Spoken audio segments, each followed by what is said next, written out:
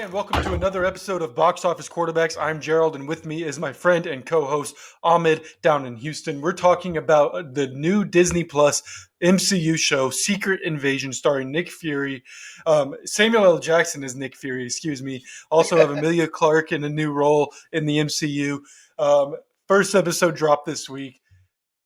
I very much enjoyed it. It's a very different take. I know we said this about 15 times in the last Marvel projects, but it is a very different Marvel feel. It doesn't feel like Spider-Man or Iron Man or the Hulk, or even Loki for that matter. It feels like its own thing. I think the closest comparison I can give it to so far is Falcon in the Winter Soldier. Non-spoiler for those who haven't finished it, but what were your initial thoughts, Ahmed? It's definitely not your typical hero show series. I almost said film. It's not your typical show, and I think every movie, every project, every show has kind of had its own sort of theme to it. Spider-Man, for example, I read this review. This is not my thoughts, but I agree with it. Spider-Man is a coming-of-age film. Ant-Man is a heist movie, and I think this is kind of like its take on No Country for Old Men, where you kind of are seeing Nick Fury, who's kind of like got a more worldly view. He's a little bit more damaged, and he's not the same guy. And this is him trying to navigate through that world. And so, obviously, we need to have a human element. I mean, not every superhero hasn't been the same, or I'm sorry, that every superhero does not have that human element. Robert Downey Jr., for example, as Iron Man, we saw him, become more jaded. You know what I mean? As things went by, and this is also post the blip, post Thanos. So there's a lot to unpack. Obviously, some of his old promises have now come to haunt him, sort of, so to speak. Scratchy wants to be in here. Yeah, Scratchy, of course, wants to be in What it. did you? That's all right, Scratchy. What did you think? Meow. Oh, that's cute. That's how she felt. I love that you had to pull like her hair a little bit to get her to meow for you, right? No, but I am very interested in both of what you just mentioned. The not the coming of age, but the No Country of Old Men esque storyline that we seem to maybe be getting out of Samuel L. Jackson and Nick Fury is very interesting. Not just because of his character, but even like in real life, sometimes we look at actors once they get older and we tell them they can't keep up. They can't keep playing the same old parts, and um, it it's Samuel L. Jackson is getting to that age, I guess, now where people are going to start maybe writing him off. I don't think you should. That is one of the top actors of any generation. I love that man, but I do think it's an interesting take on it also because I mean he was just your normal human. He is just a normal spy, an American guy who became a spy, secret agent for the government, and he got blipped by an alien, completely Yeah. disappeared for 5 years, and he had thought he was untouchable up until then. He had created the Avengers. He had hung out with superheroes. He had fought with them right by them. So like it's interesting to see how he's kind of dealing with that PTSD. And also another thing I'm glad the MCU is going to jump more into is more of the blip consequences, the cause and effect of what the blip was. We did see that again. This is why I mentioned the Falcon and the Winter Soldier show. We saw that in that show a little bit with the group who was who said Thanos was right. Directly said Thanos was right. We saw that with them. And now we're seeing it with the Skrulls, who aren't saying anything about Thanos, but are talking about how the blip negatively impacted them because when they lost Nick Fury in the blip, they lost their advocate. And when they Yeah. lost their advocate, they lost a lot of power they had, therefore putting some of them in the situation that we see them in now at this point. And on top of that, whenever they thought their advocate came back, when they thought their savior was coming back to help them, he disappeared and ran away for 3 years, 4 years, however long it's been at this point. So I am interested to see that conversation and how that is, because it is taking a more rooted take in the Marvel universe, a universe where, mind you, we just had a black and white werewolf dog attack people. A car crash got some blood into one woman and from her cousin, and she be turned into a giant monster, right? I mean, Spider-Man is a little bit out of reality, is thrown into the multiverse, and this is going to be very rooted in reality because you can take real life news, real life issues, and turn it into this. I mean, they're at the root. They're all talking about certain issues that we all deal with from a day to day basis: housing, food, job market, the economy, stuff like that. And it's taking that and applying it to their situations that we've seen in this universe, and I find that very interesting.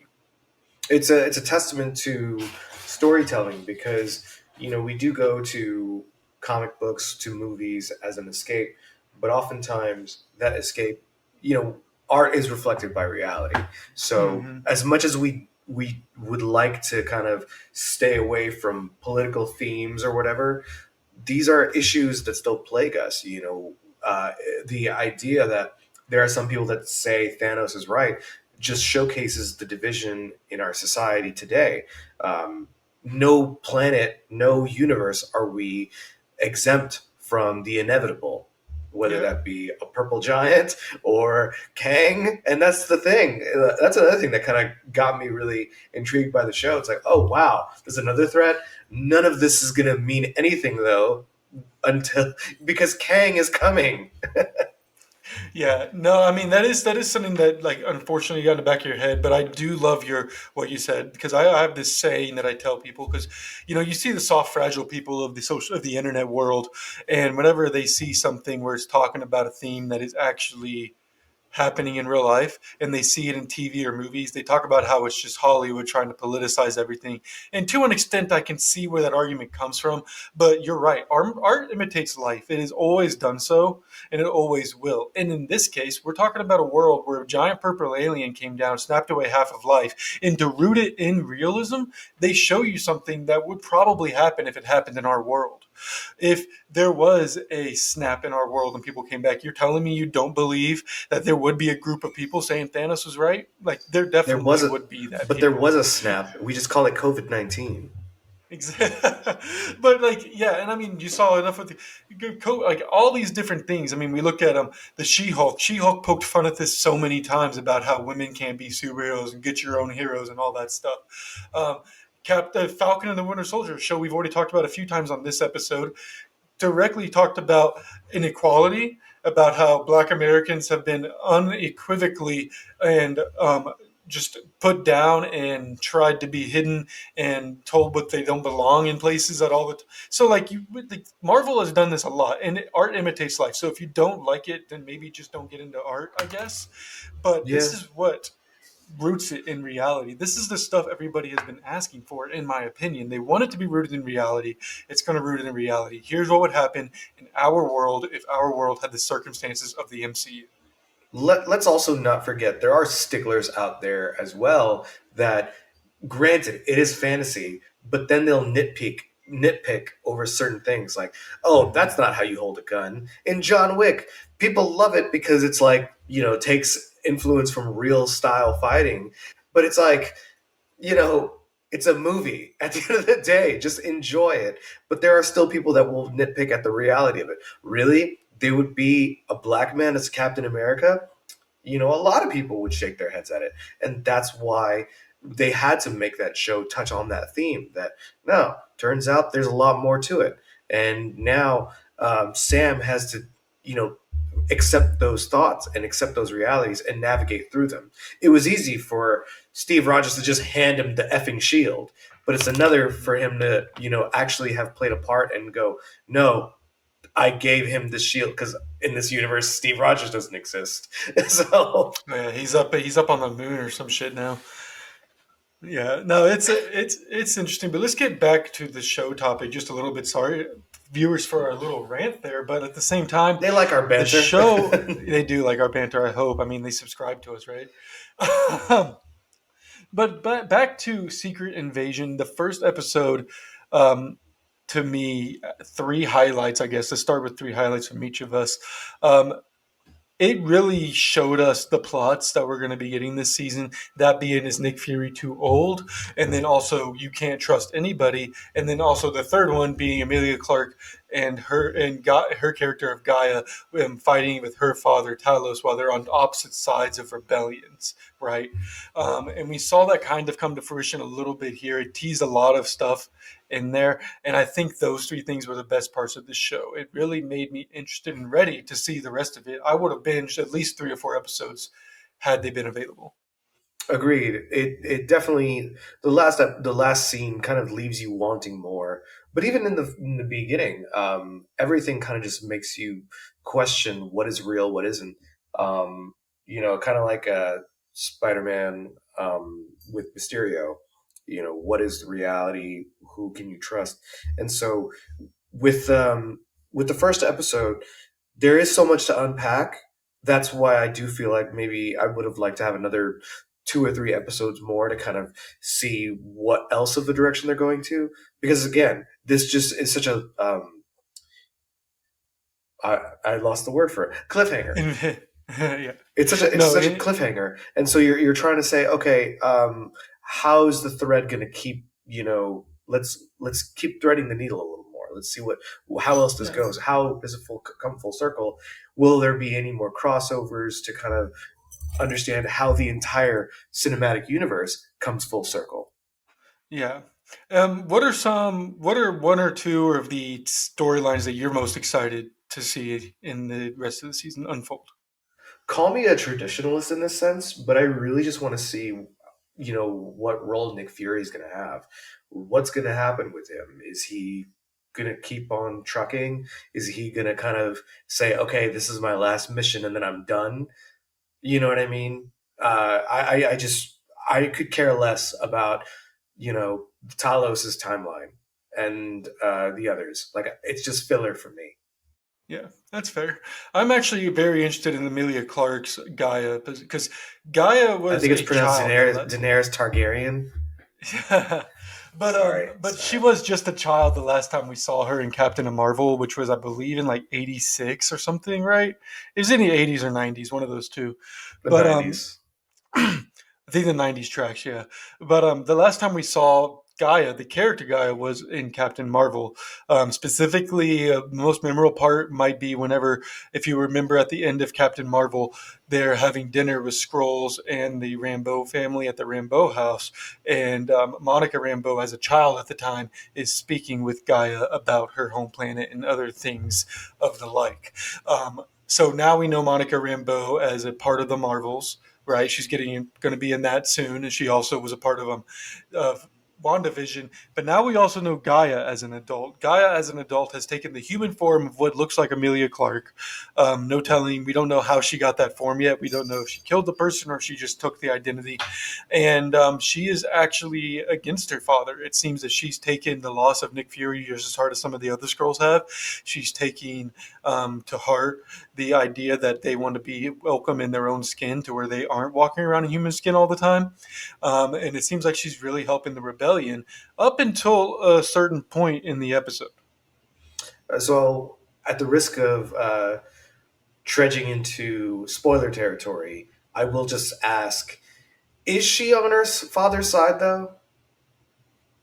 I don't know. That's what I'm saying. Like and that's what I like about this show is Or it makes I'm you sorry, is question she against her everything. father? Yeah, It's and yeah. like I'm gonna get into this a little bit later. Where we get into a very specific conversation, but this show, everything is about questioning yourself and what do Mm. you trust.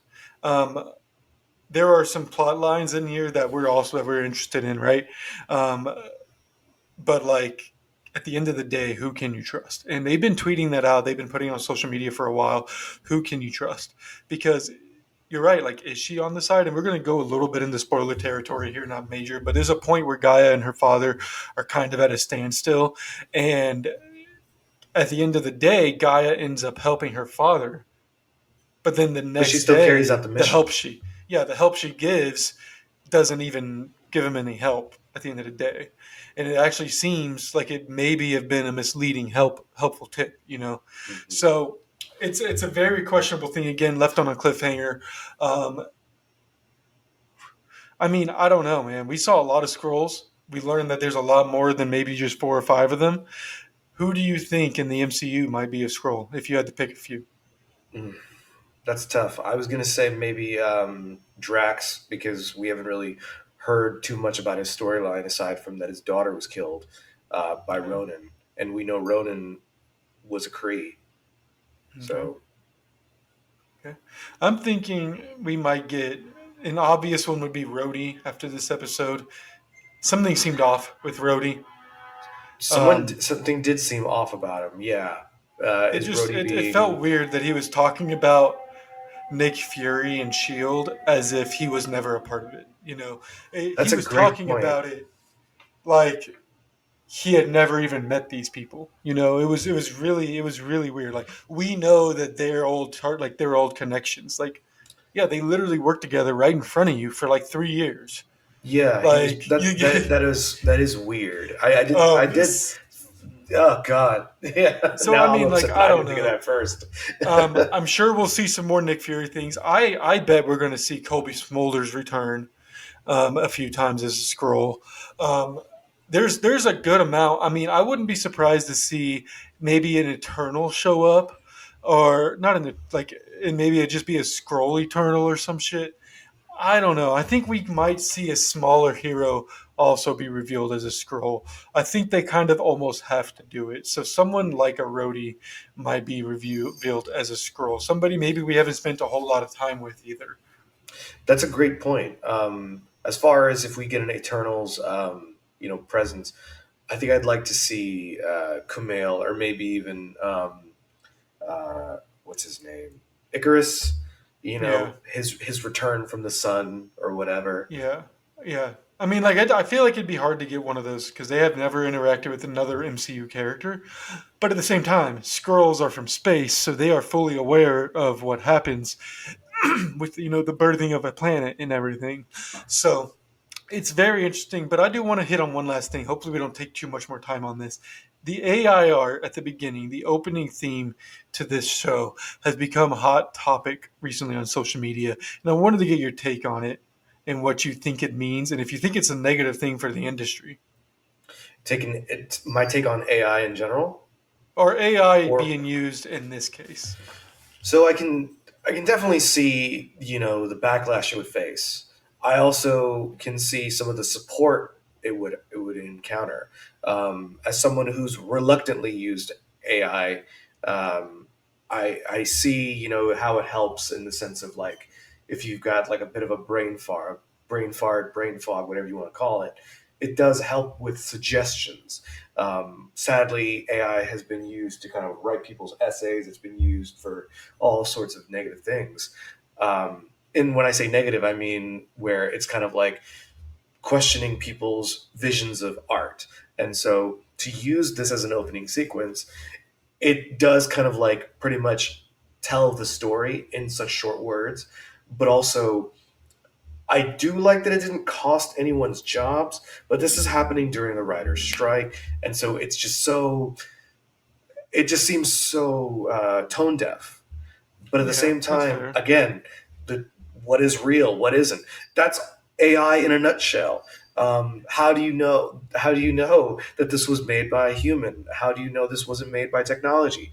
It's frightening, and by playing on people's fears, maybe that's a great way to attract viewers. But maybe it's a little too soon. That's my take. Maybe, but again, like I said before, I think this was just another example of how the show is consistently asking you, "What the hell do you trust?" Because it starts off with us not knowing, but we're following a scroll in a human disguise, and then it turns out he was the good guy because the bad guy was also a scroll in another human disguise, and then it goes straight into like a whole bunch of shit. Like, how do you know who to trust? Nick Fury walking out, they talk about how Nick probably shouldn't go out because he's going to stick out like a sore thumb. He goes out, and you could tell he's asking himself every few seconds, "Do I trust anybody out here? Do I trust this little girl? Like, what do I trust?" And then he doesn't trust, or he decides to trust something, or whatever the hell he decides and gets kidnapped. And with AI art, like you said, there are times where like For all we know, MCU's going to come out after this show ends up being completely done dropping, and they're going to say it wasn't a human. But you're right; like it didn't cost them their jobs. From what I understand, there was never anybody hired to make the intro, so it's not like there was somebody who got fired or laid off for the AI to take it.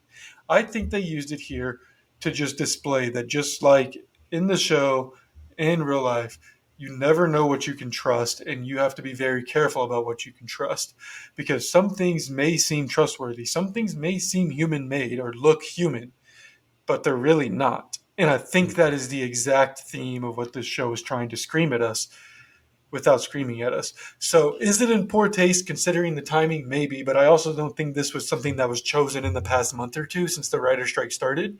This is something that has obviously been planned for a little while. Secret Invasion has been on Marvel's books for a while. I'm not saying they had the AI art planned that long, but I mean, I'm sure at some point they were thinking of finding a way to use art and in company. How do you use art to show what you can or cannot trust? So I think it's fine in this situation. Obviously, please don't use AI to write scripts. Please don't AI to replace journalists. Please don't use AI to replace people in their jobs. It should be used to help us out, not replace us.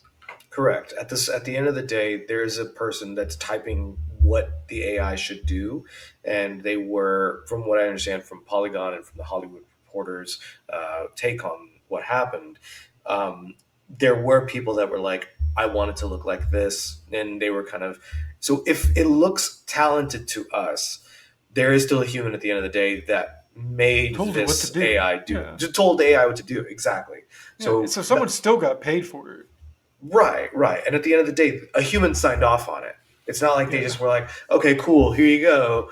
And we were Trust all the like, wow, AI. this is incredible. This is incredible. A technology did it? You know what I Yeah. mean? No, I really enjoyed it. But let's start wrapping this up. I want to give our final reviews before we say goodbye to our people. For me, this show starts off as an all star, I'll say, because I am a sucker for spy thrillers or crime thrillers, and I feel like that's exactly what we're going to get here. And it's interesting because after an episode, I still don't know who the hell I can trust. Can't trust Nick Fury with my life. Can't trust Maria Hill because well, can't trust Talos because he'll let his daughter, who's technically a terrorist, get away. Definitely can't trust her daughter, and we can't trust the AI intro to this show. To me, it's an all star because I enjoy that kind of shit. What about you? I'll give it a starter, and this is with an asterisk because I'm kind of like I've been spoiled by being able to just binge episodes. So the fact that this is just a one episode hit, it's kind of tough to see what direction it's going in. Is it It going to be is. an espionage thriller? Is it going to be a reverse coming of age? You know, I'm just kind of I'm waiting to see how it all unfolds. And you Yeah. know me, man, I'm a sucker for you know how does it all what does it all mean at the end of the day? So I'm getting impatient. Well, isn't that just the funniest thing, considering there are 30 projects out with the MCU at this point, so we can all, I guess, just waste our time watching those. But before you do that, watch this full review. There's a few spoilers in it, though. So, like, if you got this far, I'm sorry. Um, but go watch the show now because it's pretty good. It's not a waste of your 54 minutes, and there is no post credit scene. So that one question you're all Googling is now going to be put into our description for SEO so you can find it and spend 23 minutes watching an episode about us talking about Secret Invasion. But, Ahmed, do you have anything else to say? No, Scratchy says meow, and I say please subscribe.